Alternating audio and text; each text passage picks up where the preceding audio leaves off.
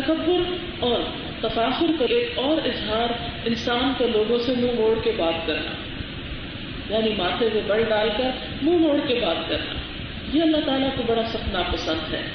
اسی لیے سورۃ لقمان میں فرمایا فَلَا تُسَعِّرْ خَدَّكَ لِلنَّاسِ، لوگوں سے منہ موڑ کے بات نہ کرو بلکہ لوگوں سے عاجزی اور انکساری کے ساتھ، خوشدلی کے ساتھ پیش آؤ. اور اس کے لیے کیوں؟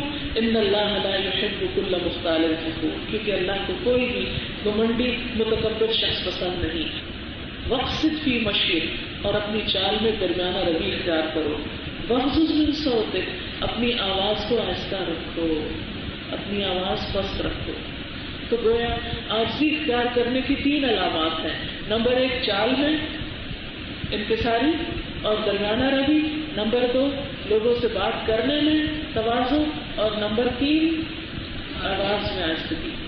کیونکہ چیخ چلا کر اور ایسے انداز میں بات کرنا کہ دوسروں کی سماعت کے ناگوار گزرے اور دوسروں کے دل پھاڑتی چلی جائے، ایسی آواز اللہ تعالیٰ کو سخت ناپسند ہے. اسے گدھے کی آواز سے تعجیب کیا گیا اور فرمایا ان انکر الاصوات لصوت الحمیر، اللہ کو سب سے زیادہ ناپسندیدہ ترین آوازوں میں گدھے کی آواز ہے. یعنی اللہ تعالیٰ نے تو خیر اس کی بنائی، لیکن بعض اوقات انسان سوچتا ہے کہ اس کی آواز ایسی کیوں بنائی؟ وہ ہمیں کچھ سکھانے کے لیے کہ تم انسان ہو، گدھے نہیں ہو، گدھے کی طرح مت ہو جانا. اسی طرح آپ صلی اللہ علیہ وسلم نے ایک حدیث میں فرمایا لا يدخل الجنة احد في قلبه مثقال حبة من خردل من کبر، کہ کوئی ایسا شخص جنت میں داخل نہیں ہو سکتا جس کے دل میں رائی کے دانے برابر تکبر بھرا ہو. رائی کا دانہ کبھی آپ نے دیکھا ہوگا کہ سب دانوں سے چھوٹا دانہ ہوتا ہے. اگر اتنے وزن کا بھی دل میں تکبر موجود ہے تو جنت کو داخلہ بند ہے، باہر ہی رہو. پھر انسان کے لیے کہاں گنجائش بنتی ہے کہ انسان تکبر کرے. حتیٰ کہ ایک اور حدیث میں آتا ہے قیامت کے دن متکبروں کو میدان حشر میں اس طرح لایا جائے گا جیسے چھوٹی چیونٹیاں ہوتی ہیں آدمیوں کی صورت میں، یعنی ہوں گے انسان لیکن چھوٹی چیونٹیاں جتنے بن جائیں گے، اور ہر طرف سے ان پر ذلت چھا رہی ہوگی، اور وہ دوزخ کے جیل خانہ بولس میں ہانک کر ڈالے جائیں گے.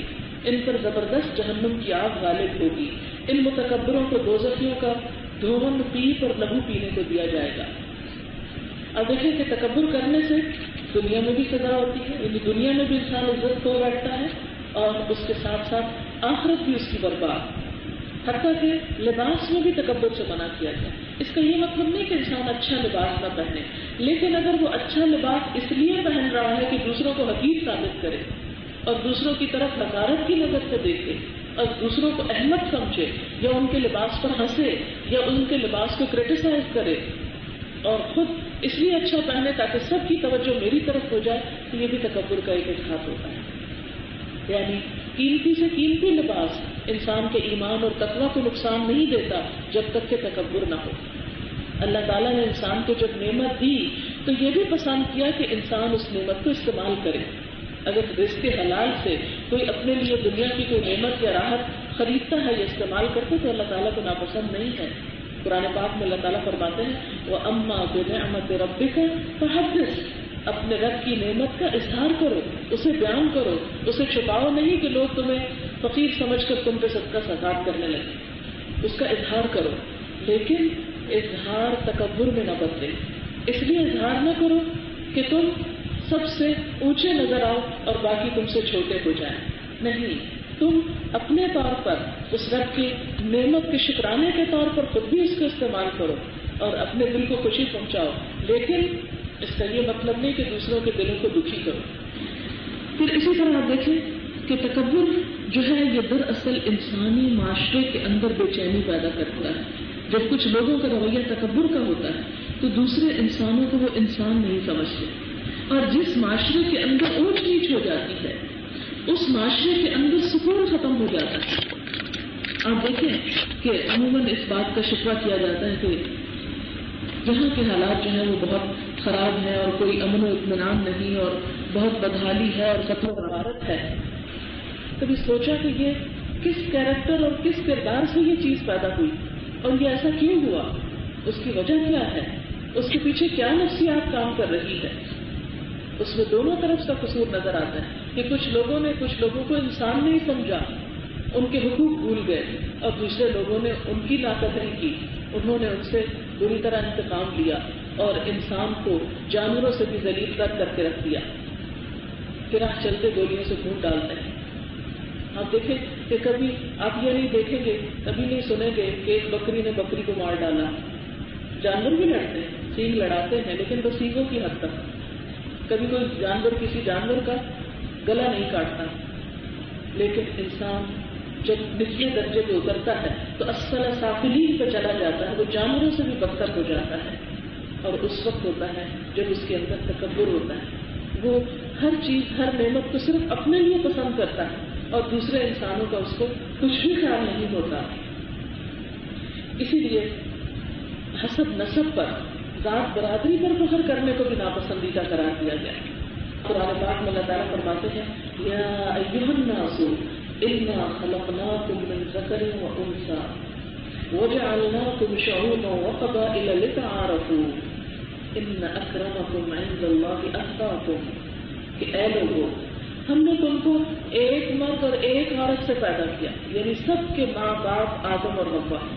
اس وقت ہم جتنے لوگ یہاں بیٹھے ہوئے ہیں، ہم کسی نہ کسی ناطے سے ایک دوسرے کے رشتے دار ہیں، ہم سب کا ایک رشتہ ہے، ہم سب کے باپ دادا کسی نہ کسی لائن میں جا کے اکٹھے ہو جاتے ہیں، اور وہ آخر میں جا کے آدم اور حوا پہ سب اکٹھے ہو رہے ہیں، لیکن ہم اس رشتے کو بھول گئے ہیں کہ میرا بھی آپ کے ساتھ ایک رشتہ اور آپ کو میرے ساتھ۔ ایک سڑک پر چلتی ہوئی مرسڈیز میں بیٹھ کر جانے والے کا رشتہ ہے اس سے جو سڑک پر بیکاری بیٹھا ہوا ہے، اس سے رشتہ ہے اس کا، لیکن وہ اپنا رشتہ بھول گیا، اس پہچان کو اس نے فراموش کر دیا، اس نے اپنی پہچان صرف اپنی دولت بنا لی۔ نہیں، ہماری پہچان صرف اللہ کی دی ہوئی کوئی ایک نعمت نہیں، ہم سب انسانیت کے ایک رشتے میں پروئے ہوئے ہیں۔ اسی لیے آپ صلی اللہ علیہ وسلم نے فرمایا تھا کسی عربی کو کسی اجمی پہ کوئی فضیلت نہیں، کسی گورے کو کسی کالے پر کوئی فضیلت نہیں، کسی مرد کو کسی عورت پر کوئی فضیلت نہیں، اور 22 وقتہ بھی یہ باتیں فرمائی۔ تم سب آدم سے ہو اور آدم مٹی سے بنے تھے، تو مٹی سے بنی ہوئی چیز کو کیا فخر؟ تم سب کی اصل تو مٹی ہے، مٹی سے بننے والا انسان، پھر نطفے سے پیدا ہونے والا انسان، اس حقیر پانی سے پیدا ہونے والا انسان اگر تکبر کرے گا بھی تو کہاں پہنچے گا تکبر کر کے؟ اس لیے کہ تکبر تو صرف اللہ کی شان ہے، بڑائی تو صرف اس کو دیبا ہے جو حقیقت میں بڑا ہے، ہم جیسے کو بڑائی کہاں دیبا۔ اسی لیے ہم دیکھتے ہیں کہ ہر نماز میں اور نماز کے ہر سٹیپ میں ہم سے کیا مانگا گیا؟ اللہ اکبر۔ کتنی دفعہ دن میں یہ کلمہ کہلوایا جاتا ہے کہ لوگوں مان لو بڑا صرف وہ ہے، سب سے بڑا وہ ہے اور تم بندے ہو۔ اسی لیے فرمایا وَعِبَادُ الرَّحْمَنِ الَّذِينَ يَمْشُونَ عَلَى الْأَرْضِ هَوْنًا، کہ رحمان کے بندے زمین پر آہستگی سے چلتے ہیں، عاجزی اور انکساری سے چلتے ہیں، اور پھر اسی عاجزی اور انکساری کا اثر ان کی زبان میں بھی آ جاتا ہے۔ اسی لیے دوسری صفت کیا بتائی گئی؟ وَإِذَا خَاطَبَهُمُ الْجَاهِلُونَ قَالُوا سَلَامًا، کہ جب جاہل لوگ ان سے ہم کلام ہوتے ہیں، اکھڑ پن کا مظاہرہ کرتے ہیں، تو وہ جواب میں اکھڑ پن نہیں کرتے، وہ کہتے ہیں تم کو سلام ہو۔ اب اس کا کیا معنی ہے؟ اس سے یہ پتہ چلتا ہے کہ وہ جہالت کے مقابلے میں جہالت نہیں برتتے، وہ بدتمیزی کے جواب میں بدتمیزی نہیں کرتے، وہ بد اخلاقی کے جواب میں بد اخلاقی نہیں کرتے، وہ ظلم و ستم کے جواب میں ظلم و ستم نہیں کرتے، بلکہ ان کا رویہ سراسر سلامتی کا رویہ ہوتا ہے۔ اسلام کیا ہے؟ سلامتی، امن۔ تو مسلمان کون ہوتا ہے؟ جو سراسر سلامتی کا نمونہ ہو، جس کے ہاتھ اور زبان سے دوسروں کو تکلیف نہ پہنچے۔ مسلمان کی پہچان تو یہ ہے۔ آپ دیکھیں کہ جب ہمارے ساتھ کوئی اچھا برتاؤ کرتا ہے، کوئی اچھے اخلاق سے پیش آتا ہے، تو جواباً ہم بھی اس سے اچھا برتاؤ کر لیتے، ہم بھی اس سے اچھی طرح پیش آتے۔ لیکن اگر کوئی ہمارے ساتھ جہالت برتتا ہے تو پھر ہم اس کے ساتھ جہالت برتتے ہیں تو ہماری کیا اچھائی باقی رہتی؟ اچھائی تو جب ہے کہ جب جہالت برتنے والوں کے ساتھ بھی اچھائی کی جائے۔ اچھوں کے ساتھ تو سبھی اچھے ہوتے ہیں، لیکن اصل اچھائی کیا ہے؟ اصل خوبی کیا ہے کہ جو تم سے برا کرے تم اس سے اچھا کرو. ایک حدیث قدسی میں آتا ہے کہ میرے رب نے مجھے 9 باتوں کا حکم دیا اور ان 9 باتوں میں یہ بات بھی ہے کہ جو مجھے میرے حق سے محروم کرے میں اس کو اس کا حق دوں, جو مجھ سے کٹے میں اس سے جڑوں, جو مجھ پر ظلم کرے میں اس کے ساتھ اچھا برتاؤ کروں, جو مجھے محروم کرے میں اس کو عطا کروں. ہمارا اسلام تو ہمیں یہ خوبی سکھاتا ہے. کیوں؟ بعض اوقات آپ دیکھیں کہ ایک برا شخص جو ہے اس کی برائی کے پیچھے ضرور کوئی وجہ ہوتی ہے, تو جاننا یہ چاہیے کہ وہ برا کیوں ہے. اگر آپ کو اس سے ہمدردی ہے, خیر خواہی ہے اور اپنا انسانیت والا رشتہ یاد ہے تو اس کے پیچھے تو اس سبب کو دور کریں اور اس کے ساتھ اکھڑ پن اور جہالت نہ برتیں, اس لیے کہ جہالت سے اور اکھڑ پن سے کبھی بھی معاملات درست نہیں ہو سکتے. آپ دیکھیے کہ حضور صلی اللہ علیہ وسلم کو جب دنیا میں بھیجا گیا تو کیا فرمایا آپ کے بارے میں, وَمَا أَرْسَلْنَاكَ إِلَّا رَحْمَةً لِّلْعَالَمِينَ, کہ نبی صلی اللہ علیہ وسلم کو دنیا والوں کے لیے کیا بنا کر بھیجا گیا؟ رحمت بنا کر بھیجا گیا. تو آپ کی امت دوسروں کے لیے رحمت بن جائے, آپ کی امت آپس میں قتل و غارت شروع کر دے, انسان انسان کو پہچاننا چھوڑ دے, یہ تو مسلمان ہونے کا تقاضا نہیں, یہ تو کوئی مسلمانی نہ ہوئی. حضرت عدی بن حاتم کہتے ہیں کہ میں حضور صلی اللہ علیہ وسلم کے پاس تھا کہ اتنے میں 2 آدمی آئے. ایک تو محتاجی کا شکوہ کر رہا تھا کہ بڑی غربت ہے, افلاس ہے, بدحالی ہے, اور دوسرا راستوں کی بدامنی کا ذکر کر رہا تھا.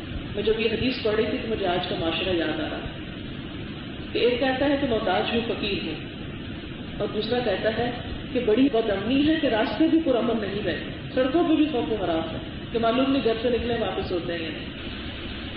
اتنے میں آپ صلی اللہ علیہ وسلم نے جواب میں فرمایا کہ راستہ اس کی بے امنی تو تھوڑے دنوں کی بات ہے, جب مکہ تک قافلہ روانہ ہوگا تو کوئی ضمانت کے طور پر ساتھ نہ ہوگا, یعنی اتنا امن ہو جائے گا. رہی محتاجی تو قیامت اس وقت تک برپا نہ ہوگی جب تک تم میں سے کوئی اپنی خیرات لیے نہ ڈھونڈتا رہے, اور کوئی ایسا نہ ملے گا جو خیرات قبول کر لے. تو قیامت کے دن تم میں سے ہر شخص اللہ کے سامنے کھڑا ہوگا, اس طرح کہ اس میں اور اللہ کے بیچ میں کوئی پردہ نہ ہوگا اور نہ کوئی درمیانی ترجمان ہوگا. پھر اللہ تعالیٰ اس سے فرمائے گا کیا میں نے دنیا میں تجھ کو مال نہ دیا تھا؟ وہ عرض کرے گا کیوں نہیں, بے شک دیا تھا. پھر فرمائے گا کیا میں نے دنیا میں رسول نہ بھیجے تھے؟ وہ عرض کرے گا کیوں نہیں, تو نے رسول بھیجے تھے.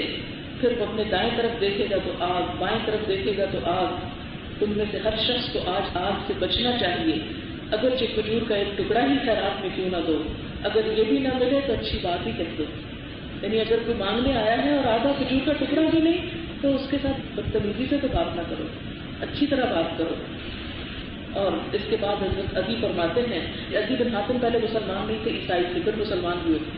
تو کہتے ہیں کہ میں حضور کی مجلس میں تھا, یہ میں نے باتیں سنی, اور کہتے ہیں کہ میں نے اپنی زندگی میں دیکھا کہ ہیرا سے ایک پردہ نشین عورت آئی اور بلا خوف خانہ کعبہ کا طواف کر کے اکیلی چلی گئی. دور دراز علاقے سے, اور اس حال میں کہ راستے میں اسے کسی چور ڈاکو کا خطرہ نہ تھا. تنہا عورت کے لیے خطرہ باقی نہ رہا. کہاں وہ عربوں کا ملک کہ جہاں قرآن کہتا ہے کہ وَيُتَخَطَّفُ النَّاسُ مِنْ حَوْلِهِمْ, کہ لوگوں کے قافلے اچک لیے جاتے ہیں آس پاس سے. حرم کے آس پاس کے علاقے جو ہیں سخت بدحال تھے, لیکن یہ امن کس نے پیدا کیا؟ یہ اسلام نے پیدا کیا. یہ اسلام کی برکات تھی. اور پھر کہتے ہیں کہ کسریٰ بن ہرمز کا خزانہ کھولا گیا. کسریٰ جیسا کہ آپ جانتے ہیں کہ ایران کے بادشاہ کا لقب تھا. جب مسلمانوں نے ایران فتح کر لیا تو وہ خزانہ ان کے ہاتھ آیا, اور کہتے ہیں کہ میں اس کے کھولنے میں شریک تھا. جب وہ حضور سے یہ بات سن رہے تھے تو اس وقت وہ سوچ بھی نہیں سکتے تھے کہ یہ بات میری آنکھوں کے سامنے ہوگی. اور کہتے ہیں کہ حضور کی دوسری بشارت, یعنی اللہ تعالیٰ اس قدر دولت عطا فرمائے گا کہ صدقہ لینے والے مسکین نہ ملیں گے. تو ابھی کہتے ہیں کہ جو لوگ زندہ رہیں گے وہ اس بات کو بھی دیکھ لیں گے. چنانچہ اس دور کے بعد جو لوگ آئے انہوں نے اس چیز کو اپنی آنکھوں سے دیکھا. یہ بشارت تھی جو نبی صلی اللہ علیہ وسلم نے ریگستان میں بسنے والے ان لوگوں کو دی تھی کہ جن کے پاس کھانے کو صرف چند خشک کھجوریں ہوتی تھی, جن کو دنوں تک پانی نہیں ملا کرتا تھا پینے کے لیے, اور جن کو سونے کے لیے کوئی پرسکون بستر میسر نہ تھا، لیکن ایسی خوشحالی آئی کہ ہر شخص خیرات لے کر پھر رہا ہے لیکن لینے والا کوئی نہیں۔ یہ کیسے ہو گیا؟ یہ حالات کیسے پلٹے؟ آج ہم بھی امت مسلمہ ہیں، ہم بھی اسلام کا پرچار کر رہے ہیں اور اسلامی نظام کا پرچار کر رہے ہیں، لیکن امن و امان کی حالت آپ دیکھیں کہ کیا ہو رہی ہے، اور بھوک اور افلاس جو ہے اور مہنگائی دن بدن بڑھتی چلی جا رہی ہے، فقیروں میں اضافہ ہو رہا ہے۔ یہ ایسا کیوں ہے؟ اس لیے کہ ہم نے اسلام کی روح کو نہیں سمجھا، اسلام کے مقصد کو نہیں جانا۔ ہم اسلام ہی کو فراموش کر بیٹھے، ہم نے قرآن کو بند کر دیا، ہم نے اسلام کو حوا بنا لیا، ہم اسلام سے خوف زدہ ہو گئے، ہم نے اس کو اپنے لیے ایک مصیبت سمجھ لیا، اس کو اپنے لیے ایک تکلیف کی چیز سمجھ لیا، اور ہم لگے سکون ڈھونڈنے دنیا کے عیش و عشرت میں، جبکہ سکون کی جگہ وہ نہیں تھی۔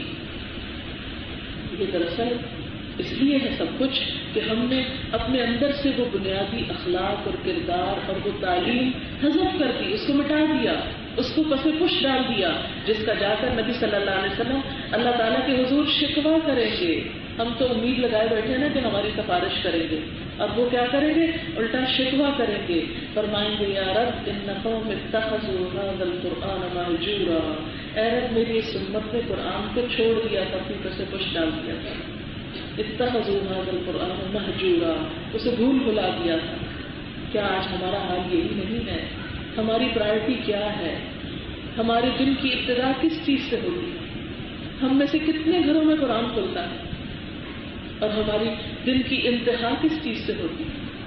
ہم موت کے منہ میں جاتے ہیں، یہ موت کا منہ کا لفظ شاید آپ کو حیران کن لگے، نیند جو ہے وہ موت کی بہن ہے۔ قرآن پاک میں آتا ہے کہ اللہ یتوفی الانفس حین موتها والتی لم تمت فی منامها، کہ اللہ تعالیٰ انسان کی روح کو قبض کر لیتے ہیں اس کی موت کے وقت، اور جو مرتے نہیں ان کی نیند کے وقت۔ تو نیند کے وقت بھی ایک روح انسان کی چلی جاتی، لیکن ہم میں سے کتنے لوگ ہیں کہ جو اپنے دن کا اختتام اور اپنی رات کی ابتدا اور نیند کی ابتدا اللہ کے کلام سے کرتے ہیں، اور کچھ نہیں تو آیت الکرسی ہی پڑھ کر سوتے ہیں، جو اللہ تعالیٰ کو تو کچھ بھی فائدہ نہیں دیتے، تو ہماری حفاظت کے لیے ہمیں سکھائی گئی۔ ہمارے ہاتھ اور ہماری نگاہوں کی آخری چیز کیا ہوتی ہے؟ حال یہ ہو چکا ہے کہ آخری چیز جو آف ہوتی ہے وہ ٹیلی ویژن کا بٹن ہوتا ہے۔ کیا کچھ دیکھتے دیکھتے ہم سو جاتے ہیں، جبکہ اس رب کا شکر ادا نہیں کرتے کہ جس نے وہ رات ہمیں دی اور پرسکون نیند دی، اس کی نافرمانی سے اس کا آغاز کرتے ہیں۔ پھر ہم دیکھتے ہیں کہ ہمارے معاشرے میں امن و اطمینان نہیں، اس پر پھر ہم شکوہ کرتے ہیں، اس پر ہم پریشان ہوتے ہیں۔ آپ دیکھیں کہ یہ صرف معاشرے کی بات نہیں ہے، یہ ہمارے دلوں سے اس کی ابتدا ہوتی ہے، انڈیویجول سے۔ ایک انڈیویجول کے طور پر ہمارے دلوں میں اطمینان ہے، ایک گھرانے کے طور پر ہمارے گھروں میں سکون نہیں، ایک معاشرے کے طور پر ہمارے معاشرے میں امن و اطمینان نہیں، ایک اسلامی مملکت جمہوریہ اسلامیہ پاکستان کے ہوتے ہوئے اسلام کا نام نظر نہیں آتا، یہ اسلام بمانا پیس، اور ایک امت مسلمہ ہوتے ہوئے کہیں امن میں نہیں۔ سب سے زیادہ دنیا میں اجڑے ہوئے لوگوں کی جو تعداد ہے وہ مسلمانوں کی، سارے دنیا کے مہاجرین کو جنہیں ان کے ملکوں وطنوں اور گھروں سے نکال مارا گیا ہے، ان میں 80% لوگ جو ہیں وہ مسلمان ہیں۔ ایسا کیوں ہو گیا؟ جبکہ حضور صلی اللہ علیہ وسلم نے آ کر تو اجڑے ہوئے بدحال مخلوق الحال لوگوں کو امن و اطمینان اور سکون اور خوشحالی ان کو عطا کی، رحمت للعالمین بن کر آئے۔ آج ہم ان کی امت ہیں اور ہم ہیں کہ بدحالی ہمارا پیچھا نہیں چھوڑ رہی۔ اس کے لیے کیا کرنا ہوگا؟ اس کے لیے وہی کرنا ہوگا جو نبی صلی اللہ علیہ وسلم نے کیا، اسی چیز کی طرف لوٹنا ہوگا، اور وہ کیا ہے؟ دین۔ آپ صلی اللہ علیہ وسلم نے فرمایا کہ ترکت فیکم امرین لن تضلوا ما تمسکتم بہما کتاب اللہ و سنت رسولہ۔ میں خود تو جا رہا ہوں، دو چیزیں تم میں چھوڑ کر جا رہا ہوں، جب تک ان دونوں کو پکڑے رکھو گے کبھی بھی گمراہ نہیں ہوگے، اور وہ کتاب اللہ اور سنت رسول اللہ ہے صلی اللہ علیہ وسلم۔ لیکن آج ہم اس کا بالکل برعکس ہیں۔ ہماری سوچ، ہماری زبان، ہمارا عمل کس چیز کا اظہار کر رہا ہے، کس چیز کی گواہی دے رہا ہے؟ انہی چیزوں کی۔ ہمارے دلوں پہ کیا چیزیں قبضہ کی ہوئی ہیں، ان میں تو کوئی چیز نظر نہیں آتی۔ ہماری سوچ، ہمارا فکر، ہمارا غم، ہماری پریشانیاں کیا بن گئی؟ ہم سوچے تو صحیح، کیا واقعی ہمارا فکر ہماری آخرت رہی؟ کیا واقعی ہمارا فکر یہ رہا کہ ہم اپنے علاوہ اپنے اور مسلمانوں کے لیے بھی کچھ سوچ سکیں؟ ہم میں سے کتنے لوگ ہیں یہ سوچنے کو تیار ہیں؟ پھر اگر دنیا میں بدحالی نہ ہو تو اور کیا ہو؟ پھر آپ دیکھیں کہ امت مسلمہ کے درمیان باہم تعلقات کو بہترین بنانے کے لیے آپ نے کچھ نسخے تجویز کیے، اور وہ کیا تھے؟ فرمایا لا تقاطعوا ولا تدابروا ولا تباغضوا ولا تحاسدوا وكونوا عباد الله اخوانا ولا يحل لمسلم ان يهجر اخاه فوق ثلاث۔ آپس میں قطع تعلق ہی نہ کرو۔ عباد الرحمن بننا ہے ہم نے تو ہمیں ان پر توجہ دینی ہوگی کہ کس طرح ہم رحمان کے پیارے ہو سکتے ہیں۔ فرمایا لا تقاطعوا، قطع تعلق ہی نہ کیا کرو۔ آپ ذرا سوچیں قطع تعلق ہی جب ہم کسی سے کرتے ہیں تو نتیجہ کیا نکلتا ہے؟ سوچیں تھوڑی دیر کے لیے۔ اطمینان، خوشی، سکون نہیں تو جب ہم تعلقات منقطع کرتے ہیں تو نتیجے میں دلوں میں بے چینیاں اور پریشانیاں جنم لیتی ہیں۔ پھر فرمایا ولا تدابروا، اور ایک دوسرے سے منہ نہ موڑو، یعنی جب ملو تو خوش دلی کے ساتھ ملو اور ایک دوسرے کے آمنے سامنے ہو کر بیٹھو، یہ نہیں کہ ایک ادھر منہ کر لے اور دوسرا دوسری طرف۔ پھر فرمایا ولا تباغضوا، ایک دوسرے سے دوست نہ رکھو، ولا تحاسدوا، ایک دوسرے سے حسد نہ کرو۔ اگر اللہ نے تم سے بڑھ کر کسی اور کو کوئی اور نعمت دی ہے تو یہ تمنا کیوں کرتے ہو کہ اس کی نعمت چھن جائے اور تم کو مل جائے؟ یہ حسد دلوں میں کڑھن اور جلن پیدا کرتا ہے، جس کے نتیجے میں انسان اپنا سکون اور اطمینان برباد کر بیٹھتا ہے۔ تو فرمایا وَكُونُوا عِبَادَ اللَّهِ إِخْوَانًا، اللہ کے بندوں بھائی بھائی بن جاؤ، آپس میں ایک دوسرے کے ساتھ خوشی اور اطمینان کے ساتھ تعلقات کو رکھو۔ آپ دیکھیں کہ انسان کیا انسانوں کو چھوڑ کر زندہ رہ سکتا ہے؟ آپ سب کو چھوڑ دیں، تنہا کہیں جنگل میں نکل جائیں، وحشت ہی وحشت ہو جاتی ہے۔ آپ نے دیکھا ہوگا کہ جب بچے بڑے ہو جاتے ہیں، ان کی شادیاں ہو جاتی ہیں، وہی گھر کاٹ کھانے کو دوڑتا ہے۔ یعنی انسان کے لیے باعث سکون ہے۔ آپ کو معلوم ہے انسان کا لفظ کس سے بنا ہے؟ الف نون سین سے، انس۔ انسان وہ چیز ہے جس کے ساتھ انسان کو انس حاصل ہوتا ہے، انسان کو سکون حاصل ہوتا ہے۔ انسان تو انسان کے لیے باعث سکون ہے، انسان کی وحشت کو دور کرنے کا ذریعہ ہے، لیکن آج انسان کے لیے دہشت کا پیغام بن گیا ہے، خوف کا پیغام بن گیا ہے۔ تو اسلام اس کے لیے کیا دیتا ہے؟ تلقین ہم کو کہ کونوا عباد اللہ اخوانا، ایک دوسرے کے بھائی بن کر رہو۔ ولا يحل لمسلم ان يحجر اخاه فوق ثلاث، کسی مسلمان کے لیے جائز نہیں کہ اپنے مسلمان بھائی کو 3 دن سے زیادہ چھوڑ دے، 3 دن سے زیادہ اس سے ناراض رہے۔ اور اسی طرح آپ نے فرمایا لا تدخلوا الجنة حتى تؤمنوا ولا تؤمنوا حتى تحابوا اولا ادلكم على شيء اذا فعلتموه تحاببتم افشوا السلام بينكم۔ آپ نے فرمایا تم لوگ جنت میں داخل نہ ہو سکو گے، ذرا سن لیں، تم لوگ جنت میں داخل نہ ہو سکو گے جب تک ایمان نہ لاؤ گے، اور اس وقت تک ایماندار نہ ہو سکو گے جب تک آپس میں محبت نہ کرو گے۔ اور میں تم کو ایک ایسی چیز بتاتا ہوں کہ اگر تم اس پر عمل کرنے لگو تو آپس میں محبت پیدا ہو جائے گی۔ بہترین نسخہ بتایا، اور وہ یہ ہے کہ تم باہم سلام کو رواج دو، سلام کو عام کرو۔ اور آپ دیکھیں آج ہمارے گھروں میں کیا حال ہے، بچے ماں باپ کو سلام نہیں کرتے، ماں باپ ان کو نہیں کرتے، ایک دوسرے سے بات چیت ہی نہیں ہوتی، ایک دوسرے سے منہ موڑے ہوئے ہیں۔ بھلا گھر میں امن اور سکون کیسے ہو سکتا ہے جب ہم نے اس تعلیم ہی کو بلا دیا؟ تو آپ دیکھیں کہ یہ ایک نسخہ ہے اور مجرب نسخہ ہے، اسے آزما کر دیکھیے، گھروں کی بے سکونی ختم ہوگی۔ ایک دوسرے کو سلام کریں، سلام سے محبت بڑھے گی، آپس میں تعلق بڑھے گا۔ آپ دیکھیں جب بچے اسکول سے آتے ہیں تو ان کو عادت ڈالیے کہ آ کر آپ کو سلام کریں۔ آپ جب صبح خود اٹھیں تو اپنے بچوں کو خود سلام کریں، بچپن میں جب وہ چھوٹے ہوں تو ان کو اٹھنے پہ سلام کریں، اگر وہ کہیں جائیں تو واپس آئیں تو انتظار نہ کریں کہ وہ کریں، آپ خود سلام میں پہل کریں، حتیٰ کہ وہ خود بھی عادی ہو جائیں اور آپ سے پہل کرنے لگیں گے۔ آپ دیکھیں کہ وہ بھی کوئی زندگی ہے کہ ماں باپ اٹھے اور وہ اپنے کام کو نکل گئے، اولاد اٹھی تو وہ اپنے کام کو نکل گئے، ماں باپ ہیں تو ان کی اپنی دلچسپیاں، اولاد ہے تو ان کی اپنی دلچسپیاں، اور دونوں کا آپس میں کوئی تعلق ہی نہیں۔ اسی طرح اسی چیز کو تعلق کو بڑھاتے چلے جائیں تو مسلمان کا مسلمان سے تعلق نہ ہو اور ایک دوسرے سے ملے تو گھٹے ہوئے دل کے ساتھ ملے۔ جب ہم کسی کے ساتھ گھٹے ہوئے دل سے ملتے ہیں تو دوسرے کو کیا تکلیف ہوگی، اس سے پہلے تو ہم خود تکلیف کا شکار ہیں. تو ان دلوں کو کھول ڈالیے اور اس کے لیے آگے بڑھیے. اور اس کے لیے کیا فرمایا، جو آگے بڑھے گا، جو پہل کرے گا، اس کے لیے 30 نیکیاں. اس بات کا انتظار نہ کیجیے کہ کوئی آپ کو کرے، آپ آگے بڑھیے اور خود پہل کیجیے. اور کہیں کہ اگر اب تک بچوں کو نہیں کیا، یا اب تک گھر میں اس کا رواج نہیں ڈالا، یا اپنے ملنے جلنے والوں کے ساتھ، تو اب سے رواج ڈالیے. یہ چھوٹی چھوٹی سنتیں جو ہیں یہ دلوں کی بہار ہیں. پھر اسی طرح آپ دیکھیں کہ سلام ہی کے بارے میں آپ صلی اللہ علیہ وسلم نے فرمایا، یا ایھا الناس افشوا السلام واطعموا الطعام وصلوا باللیل والناس نیام تدخلوا الجنۃ بسلام.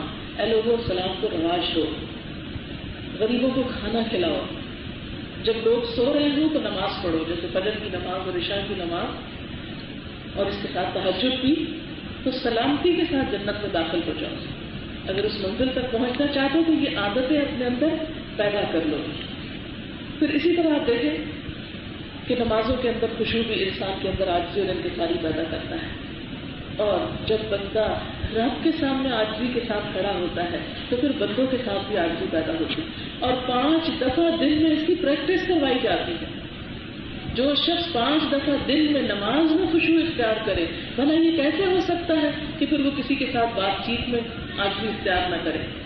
اگر کوئی شخص نماز بھی پڑھتا اور اکھڑ پن کا مظاہرہ کرتا ہو، تندخو اور بد مزاج ہو، تو اس کا مطلب اس کی نماز اس پہ کچھ بھی اثر نہیں کرے گی. کیونکہ نماز کی تو پہچان کیا ہے، قد افلح المؤمنون الذین هم فی صلاتهم خاشعون، کہ فلاح پا گئے مومن جو اپنی نمازوں میں خشوع اختیار کرتے ہیں، یعنی عاجزی اختیار کرتے ہیں. تو عاجزی کا سبب تو ہر نماز ہم کو دیتی ہے. پھر اسی طرح کامیاب ہونے کی دوسری صفت جو ہے وہ کیا ہے، وَإِذَا سَمِعُوا اللَّغْوَ أَعْرَضُوا، اور سورۃ المؤمنون میں وَالَّذِينَ هُمْ عَنِ اللَّغْوِ مُعْرِضُونَ. اور ابھی عباد الرحمان کی صفات میں بتایا کہ وَالَّذِينَ لَا يَشْهَدُونَ الزُّورَ وَإِذَا مَرُّوا بِاللَّغْوِ مَرُّوا كِرَامًا، کہ وہ لوگ لغو کے پیچھے نہیں پڑتے، لغو سے گزر جاتے ہیں، لغو باتوں سے ان کو کوئی دلچسپی نہیں ہوتی. آپ صلی اللہ علیہ وسلم نے بھی فرمایا کہ من حسن اسلام المرء ترکہ ما لا یعنیہ، انسان کے اسلام کا حسن یہ ہے کہ وہ لا یعنی چیزوں کو چھوڑ دے. اور لغو ہر وہ چیز جس کا نہ دنیا میں کوئی فائدہ نہ آخرت میں کوئی فائدہ. اور لغو کا ایک سب سے بڑا نقصان یہ کہ جب انسان اس میں مبتلا ہوتا ہے تو دین کی وہ خوبصورت چیزیں اور وہ خوبصورت صفات اور عادات کے لیے اس کے پاس وقت ہی نہیں رہتا، نہ دین سیکھنے کا وقت، نہ دین پریکٹس کرنے کا وقت، اور نہ دنیا میں امن و سکون اور نہ آخرت میں. پھر اگلی صفت جو بتائی گئی عباد الرحمان کی، والذین یبیتون لربہم سجدا وقیاما، جو اپنے رب کے حضور سجدے اور قیام میں راتیں گزارتے ہیں. ایک اور جگہ پر آتا ہے انما یؤمن بآیاتنا الذین اذا ذکروا بها خروا سجدا وسبحوا بحمد ربہم وهم لا یستکبرون تتجافى جنوبهم عن المضاجع یدعون ربهم خوفا وطمعا ومما رزقناهم ينفقون، کہ ہماری آیتوں پر وہی ایمان لاتے ہیں جنہیں جب کبھی نصیحت کی جاتی ہے تو وہ سجدے میں گر پڑتے ہیں اور اپنے رب کی حمد کے ساتھ اس کی تسبیح بیان کرتے ہیں اور تکبر سے دور رہتے ہیں. ان کی کروٹیں بستروں سے الگ رہتی ہیں، اپنے رب کو خوف اور امید کے ساتھ پکارتے ہیں. جو کچھ ہم نے ان کو دے رکھا ہے اس میں سے خرچ کرتے ہیں. کوئی نفس نہیں جانتا کہ جو کچھ ہم نے ان کی آنکھوں کی ٹھنڈک کے لیے پوشیدہ کر رکھا ہے، جو کچھ وہ کرتے تھے یہ اس کا بدلہ ہے. یعنی عباد الرحمان کی اگلی صفت پھر کیا ہوئی کہ جو راتوں کو اپنے رب کے حضور سجدے کرتے ہیں. یعنی وہی شخص اس کی پابندی کر سکتا ہے جو لفظ سے اپنے آپ کو بچا کے رکھے. اگر ہماری راتیں فضولیات میں گزرتی ہیں تو کیا ہوگا، عشاء کی نماز کو اس لفظ میں بیٹھ کے دیر کی، تاخیر کی، تھکے ہارے، مصیبت کے مارے کھڑے ہوئے، جب ہاتھ باندھے تو جو نظارے سارا وقت دیکھتے رہے وہی آنکھوں کے آگے گھومنے لگے اور انہی کے ساتھ تصور میں پھر سلام پھیر دیا اور پھر فجر کے وقت آنکھ کہاں سے کھلے گی. اس لیے کہ جب دیر سے سوئیں گے تو صبح اٹھ ہی نہیں سکیں گے. اور تہجد تو وہ خانے میں نہیں، وہ تو عبادت گزار صوفی قسم کے لوگوں کے لیے ہوتی ہے، ہمارے لیے تھوڑی ہے. نہیں، عباد الرحمان کبھی کبھار اس کا بھی اہتمام کرتے ہیں. اگر ہمیشہ کے لیے نہ بھی ہو سکے، اگرچہ پسندیدہ تو یہ کہ خواہ تھوڑی ہو لیکن پابندی کی جائے، لیکن عموماً یہ کہ کبھی آنکھ کھل بھی جائے تو انسان سوچتا ہے اچھا ہمیشہ تو پڑھتی نہیں، آج پڑھ کے کیا ملے گا. نہیں، ہو سکتا ہے کہ اس دن اٹھنے کی برکت سے اللہ تعالیٰ ہمیشہ کے لیے عادت ڈال دے. پھر اسی طرح مسند احمد میں آتا ہے کہ نبی صلی اللہ علیہ وسلم نے فرمایا اللہ 2 قسم کے لوگوں سے بہت خوش ہوتا ہے. ایک تو وہ جو رات کو میٹھی نیند سوئے لیکن دفعتاً اپنے رب کی نعمتیں اور اس کی سزائیں یاد کر کے اٹھ بیٹھے اور اپنے نرم بستر کو چھوڑ کر اللہ کے حضور حاضر ہو کر نماز شروع کر دے. اور دوسرا وہ جو ایک غزوہ میں ہے، کافروں سے لڑتے لڑتے مسلمانوں کا پانسا کمزور ہو جائے اور پھر وہ اپنی جگہ پر جم کر جہاد کرے. پھر اسی طرح رحمان کے بندوں کی جو صفات ہیں جو باقی رہ گئیں، اگرچہ ہم اس میں بہت ڈیٹیل کے ساتھ نہیں جا سکتے، اور میں نے اسی لیے 1-2 چیزوں پر زیادہ کنسنٹریٹ کیا ہے کہ بیک وقت انسان ساری چیزوں کو اختیار بھی نہیں کر سکتا. اگر آج کی اس محفل میں ہم یہ 2 صفات جن کا پہلے ذکر ہوا، یعنی عاجزی اور انکساری اور لوگوں کے ساتھ اچھے انداز سے بات کرنا اور خوش اخلاقی سے پیش آنا، اگر یہ 2 صفات ہمارے اندر صرف یہ نہیں کہ مفاد کے وقت یا کسی دنیا کے خاص فائدے کی خاطر نہیں، اللہ کی خاطر، اللہ سے جزا پانے کی خاطر اگر ہمارے اندر یہ چیزیں پیدا ہو جائیں، انسانوں کی ہمدردی پیدا ہو جائے، اور یہ اخلاق صرف باہر کے لوگوں کے لیے نہیں، اپنے گھر کے لوگوں کے لیے پیدا ہو جائے، اپنے ہی رشتہ داروں کے لیے، اپنے بچوں کے لیے، اپنے والدین کے لیے، اپنے بہن بھائیوں کے لیے، تو ہماری اسی میں نجات ہو سکتی ہے. اب دعا کر لیتے ہیں. سبحان اللہ و بحمدہ عدد خلقہ ورضا نفسہ وزنة عرشہ ومداد کلماتہ سبحان اللہ العظیم. اللہم صل علی محمد وعلی آل محمد كما صلیت علی ابراہیم وعلى آل إبراهيم إنك حميد مجيد. اللهم بارك على محمد وعلى آل محمد كما باركت على إبراهيم وعلى آل إبراهيم إنك حميد مجيد. ربنا آتنا في الدنيا حسنة وفي الآخرة حسنة وقنا عذاب النار. ربنا لا تزغ قلوبنا بعد إذ هديتنا وهب لنا من لدنك رحمة إنك أنت الوهاب. يا حي يا قيوم برحمتك نستغيث يا رب العالمين یا ارحم الراحمین. ہم سب تیری رحمت کی فریاد کرتے ہیں. یا اللہ تو ہمارے اندر وہ صفات پیدا کر دے جو تجھے پیاری ہیں. یا اللہ ہمارے اندر اپنے محبوب بندوں کی صفات پیدا فرما. ہمارے اخلاق کو بہترین بنا, ہمارے ایمان کو بہترین بنا. یا رب العالمین تو ہماری اولاد کو ہماری آنکھوں کی ٹھنڈک بنا. یا اللہ انہیں دنیا اور آخرت میں کامیابی عطا فرما. یا اللہ ہمارے گھروں میں سکون پیدا فرما. یا اللہ ہمارے معاشرے کے اندر سکون پیدا فرما. یا رب العالمین اس شہر کے اندر امن و اطمینان پیدا فرما. یا رب العالمین ہمیں اپنی طرف لوٹنے اور رجوع کرنے کی توفیق عطا فرما. یا ارحم الراحمین تو ہمارے دلوں کے میل کچیل کو دور فرما. ہمارے دلوں کے اندر اگر کسی بھی قسم کا کسی کے لیے کوئی بغض ہے, حسد ہے, میل کچیل ہے, یا اللہ اس سب کو دھو ڈال. یا اللہ ہمارے اندر ایمان کی حلاوت پیدا کر دے, ہمیں ایمان کا لطف عطا کر دے, ہمارے لیے نیکیوں میں ایسی کشش پیدا کر دے, ایسا سکون پیدا کر دے کہ ہمارے لیے برائی کرنا دوبھر ہو جائے. یا رب العالمین تو اپنے راستے ہم پر آسان کر دے. یا اللہ تو ہمیں اپنا قرب نصیب فرما. یا اللہ تو ہمیں ان مقامات تک پہنچنے کی توفیق دے جن سے ہماری آنکھیں ٹھنڈی ہو جائیں. یا رب العالمین تو پاکستان کو امن و اطمینان کر خوشگواری اور خوشحالی کا نمونہ بنا. یا اللہ امت مسلمہ میں اتحاد و اتفاق پیدا فرما. کشمیر, فلسطین اور دنیا میں جہاں جہاں مسلمان پریشان ان کی پریشانی دور فرما. یا رب العالمین تمام بیماروں کو صحت عطا فرما. جن لوگوں نے خاص دعاؤں کے لیے کہا ان کی دعائیں قبول فرما. یا اللہ ہمارے لیے ہمارے شوہروں اور ہماری اولاد میں ہماری آنکھوں کی ٹھنڈک پیدا کر دے. یا رب العالمین اس گھر پر اپنی خیر و برکت نازل فرما. اس کے رہنے والوں کو اپنے دین کی بہترین کام کی توفیق دے. ان کی تمام مشکلات کو آسان فرما. یا اللہ جتنے لوگ یہاں پر حاضر ہوئے ہیں ان کے دلوں میں بھی جو دعائیں ہیں, نیک تمنائیں ہیں, ان کو پورا فرما. یا اللہ ہماری اس محفل کو ہماری آخرت میں ہمارے حق میں حجت بنا. یا اللہ ہمیں باعمل مسلمان بنا. یا اللہ تو ہمیں بااخلاق مسلمان بنا. ربنا تقبل منا انك انت السميع الدعاء وتب علينا انك انت التواب الرحيم. وصلى الله تعالى على خير خلقه محمد وعلى آله وأصحابه وأهل بيته أجمعين. برحمتك يا ارحم الراحمين الہی آمین. سبحانك اللهم وبحمدك نشهد ان لا اله الا انت نستغفرك